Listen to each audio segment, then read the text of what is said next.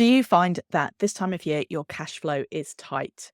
If so, you're not alone. And that's what we're going to be exploring in this episode, why this time of year is particularly difficult for retailers and what you can do about it. Hi, I'm Catherine Erdley. I am your host today of the Resilient Retail Game Plan podcast. I'm also a small business and retail expert and the founder of Resilient Retail Club. That is my membership group and mastermind for product businesses. You can find out more at resilientretailclub.com. I have been in the retail industry for 24 years now. And one thing I can tell you that holds true is that this time of year in particular, September, October, heading into November, is a really, really tight time of year for many people. So, what I would like to do is, first of all, share a message that if you are feeling the pinch this year, if you're feeling like your cash flow is tight, then you're not alone. This is not down to some horrible failing on your part. This is down to the realities of seasonal businesses. So, in this episode, we're going to explore why the end of October is often a pinch point for cash flow, what contributes to the crunch. And then also, importantly, we're going to be looking at some practical ways to weather the storm and come out the other side stronger.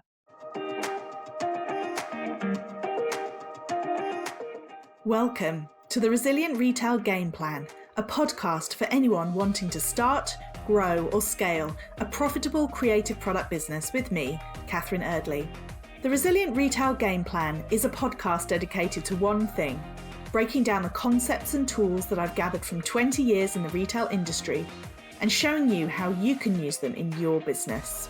This is the real nuts and bolts of running a successful product business, broken down in an easy, accessible way. This is not a podcast about learning how to make your business look good. It's the tools and techniques that will make you and your business feel good. Confidently plan, launch, and manage your products, and feel in control of your sales numbers and cash flow to help you build a resilient retail business.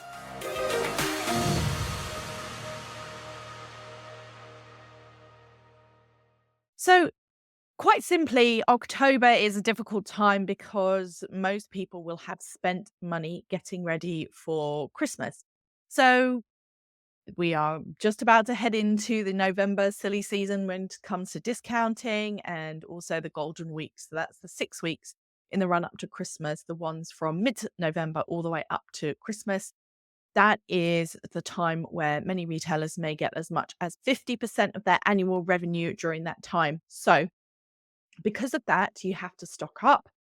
Most people are not able to get stock in during this busy time because they're trying to secure products with their manufacturers or with their suppliers. And so as a result, you have to physically bring it in. Now, if you're ever wondering if big retailers have this, then absolutely. I used to spend a lot of my time actually jiggling around with the warehouse intake. So, for example, when I worked for Coast before it became part of Boohoo, it was owned as part of the Aurora Group, and we were in a 4-brand warehouse with Oasis Warehouse, Karen Millen, and Coast. And there was this crunch point where all brands wanted to get their stock in at the same time. And we used to have to play around and work out moving containers and trucks and all sorts of stuff around to basically get it at maximum capacity every week so we could get everything in. If you've ever noticed, supermarkets massively increase their capacity for holding stock during Christmas, you'll start seeing Christmas seasonal products piled up on top of the shelves from pretty early on, or almost end of August, early September. And I remember before I worked in retail, I never could get my head around it, but I'm definitely sure that what it is that the amount of stock that these big retailers have to get out into their stores for these big holiday periods is so immense that the only way that they can cope with it is to ease it out over time. So, in other words, all big retailers have this same issue. The other thing that I like to point out is that the phrase Black Friday, what I was always told when I worked in retail in the US was that it was called Black Friday because that was the point of the year where the retailers went into the black. So they'd been running at a loss for the rest of the year. And basically, everything points to the fact that this is an extremely lean, difficult time. When I worked for Paperchase, we used to have to work with the finance team every year to basically do what we could to push. It was called pushing payments past peak. And every single day that we could get extended on payment terms, or every single way that we could slightly smooth out the payments so they weren't all coming out at the same time was something that the entire buying teams, merchandising team, design team, we all shared responsibility for trying to get that smoothed out and help manage these payments. So it is not something that you have done wrong if you have a pinch point at this point. Everybody does. Big retailers do, small retailers do. It is a very nerve-wracking time when you've got all of your stock in and you're waiting, especially if you're somebody who's extremely seasonal, you may have a lot of stock in ready to go, and now you're sitting there waiting.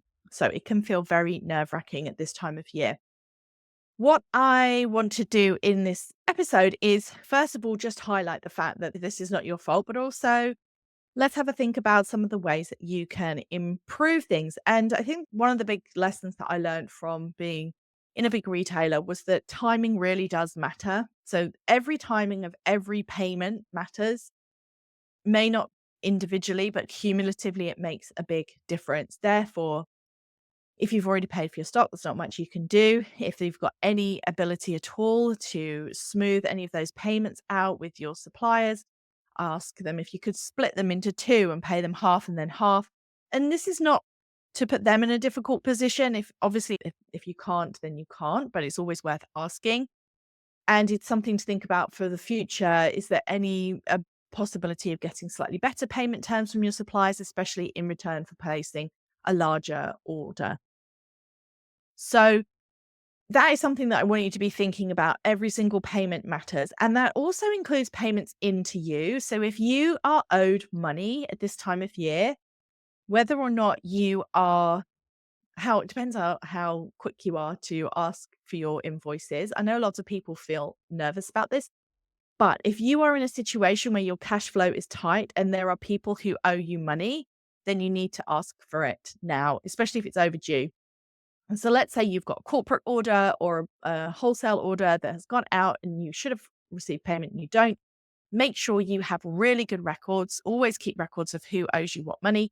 Make sure you are asking for it because, as I said, when cash flow is tight, every single transaction effectively matters. So have a look at what you can ask for, what is owed to you. Do not be shy. If it is owed to you, then definitely ask for it.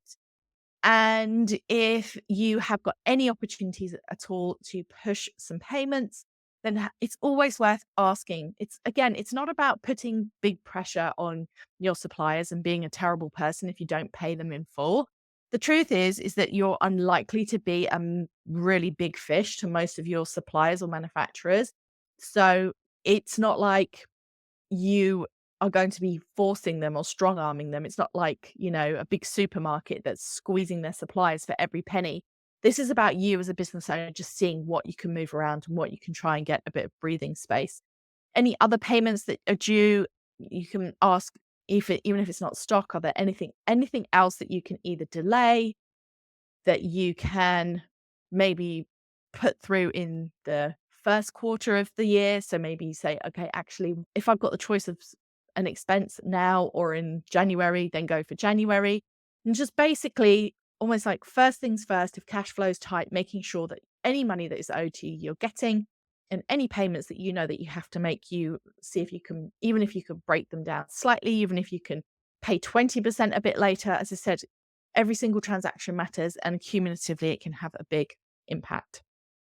So what else can you do? So one of my favorite tasks to do with business owners, especially people in my mastermind, is work on a cash flow forecast. A cash flow forecast is a spreadsheet where you're mapping out what your sales are predicted to be, as well as plotting in what your bills are and what you want to spend on stock. The sequence of events, if you like, is you need a sales plan to be able to do that because you need to know how much is going to be coming in. You also need a stock plan to know how much you're planning on spending. And then once you've got your stock plan and your sales plan, you can set yourself up a cash flow where you can forecast how much is going to be coming in on a weekly basis, how many bills you're going to have coming out, what your stock payments are going to be, and how much you should be putting aside for your VAT and for your taxes. And that's personally how I run my business cash flow. And it is so helpful because I have complete visibility. I usually set it up a year in advance. So I have complete visibility. Obviously, you have to forecast your sales and you have to adjust it as you go to what actually happens. But it is a huge, just absolutely crucial for me. I couldn't run my business without it. And it is really helpful for the people that I have worked with to set those up for them because it means that you can navigate your way through these difficult times. It can also give you a really clear indicator of when you are going to have these pinch points, and it might help you make decisions about when you're going to make payments, if you've got any flexibility and you've got visibility of what you can do in terms of your payment schedule, then you can really navigate your way through difficult and tight cash flow times in a way that you just simply cannot if you don't have that visibility. So a cash flow forecast for me is absolutely crucial. The issue that I have with a lot of cash flow software out there, I have actually spent quite a lot of time looking for really good small business cash flow software. And lots of them are set up for service businesses. They're just not really set up for product businesses. And yes, there's cash flow inside. People like QuickBooks and Xero have cash flow plugins. But to be honest, I've never seen one that does just exactly what I want it to do, other than the spreadsheet, that template that I have. So if you're in the Resilient Retail Club, there is a cash flow template in the Grow Your Profits course. The last module talks about cash flow template. But it is absolutely just so important for small businesses, small product businesses especially, to navigate through these tight times. So that's the ideal, really, is that you get yourself something that can be set up for the next 3 months or next however long you want to set it up for, to help you navigate through and to help you, as I said, fine tune it. Because often cash flow timing is so, so critical. The more you can get sales in early or the more you can push payments later, then that will just help you so much. So I definitely recommend doing that. The second thing I would say is really have a look at your stock. So when people come to me and they're in a cash flow pinch, one thing I always like to look at is, what are they actually sitting on? How can you use the money that you've already spent on stock? How can you use that to help boost your cash flow? So what I mean by that is, have a look at what you're sitting on, what stock you've actually got in the business, what you've already spent. Is it working as hard enough for you as possible? My new service, Stock Doctor, which we have been launching, which is getting really fantastic feedback, where it's a done for you service. That was one of the things that we focus on identifying. You're presented with, this is the stock that isn't working for you hard enough. You've already spent this money. Let's make sure that you're getting the sales from it that you need. So with your cash flow, it can be tempting to think it's all about getting that newness in. And there is always an element to which newness is great. It's helpful. It's important for getting people in. But cash flow often is exacerbated by too much stock. And so one of the things that you can do is try and be leaner in your inventory. So make sure you're not over purchasing. Make sure you're being really clear about, is this a bestseller that I'm rebuying, or am I going to let it sell out? Make sure that you're really clear about whether or not this is something that you've only got a really short period of time to sell. For example, one of the Christmas brown bananas, as I like to call them, things that will be totally undesirable on the 26th of December. Those things you do not want to buy too much of, because that will really not help you with your cash flow when it comes to January. You want to really strike a balance between being prepared and not tying up too much cash in stock. The other thing to think about is, what can I do with this stock? What could I do? What can I tie it into an offer at this time of year, for example? An offer that is not brand damaging because it's really focusing in on very specific products, that is directing the customer behavior towards certain items. That is really what you want to be looking at. You want to be really thinking about, how can I use this stock to help ease my cash flow issues right now? It's not like you want to touch anything you know is going to sell at full price during your Christmas time period. Again, you want to have a look at your stock, go through it, say, right, this stock here, I'm going to have some items which I know for sure are going to sell at gifting, so I don't want to touch those. Those are my prime stock. I'm not going to do anything with those other than just shout about them. But then I've got these other items that are really super slow. right, I really need extra cash right now. Could I do a subscriber only offer or percentage off or something, or just some way of trying to shift these items ahead of time so that I know that I can clear through them? Or alternatively, you may decide, actually, I'm going to keep my powder dry, as we used to say in the retail industry, and save all of my big bang discounting for a larger offer around Black Friday. It's up to you, but you need to be thinking about, what have I got? What have I already spent money on? And how can I use that to help ease my cash flow? That's it. Short and sweet this week. I just wanted to highlight that this is a crunch time, but everything that you can do to map it out will help to give yourself that visibility. And on a more long-term scale, having a sales plan and a stock plan allows you to really clearly plan your purchasing so that you're never going to be able to necessarily get around the situation where you're going to have this pinch point at this time of year, but it will help you plan for it. And the other thing as well is, if you have a stock plan, the reason that I'm so adamant about having stock plans for businesses is that it avoids it where you're running on too much stock most of the year and then you pile on more stock for Christmas and then you're in a really, really tight spot. Imagine if you had kept your stock much tighter throughout the year. So you had that extra cash, and then that additional money going out for Christmas would not be such a blow or such a big burden.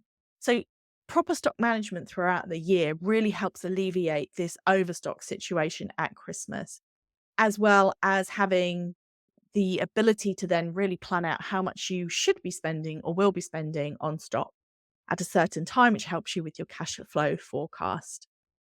But the key thing really is not to blame yourself. This is a very common phenomenon in the retail industry. There's lots that you can do. If you want to know more about managing your stock, I do have my membership group where we have the Tame Your Tiger course, which is based on my book, Tame Your Tiger. You can also read the book. If you know that you want to manage your stock better, but you don't have the time, then check out the Stock Doctor service. You can head to resilientretailclub.com/stock doctor and have a look, and we can have a chat about how it can help you. And that way, all of your stock management is taken care of. But definitely think about how you can map out what you're going to be spending and think about how you can help yourself with every single transaction can make a difference. Make sure that any money is out that is owed to you is coming in, and see what you can do to manage your payments as best you can. And the most important thing, keep selling. Just show up, keep selling. Don't let fears about your cash flow get in the way of showing up and presenting yourself to your customer and being excited about your products and getting out there and really pushing it for a successful Christmas season. If you've got any questions about today's episode, do drop me a note on Instagram at Resilient Retail Club. And of course, if you have a moment to rate and review the podcast, that would be a huge help. And of course, if you like or subscribe, you'll be the first to know about every new episode that comes out on a Thursday morning.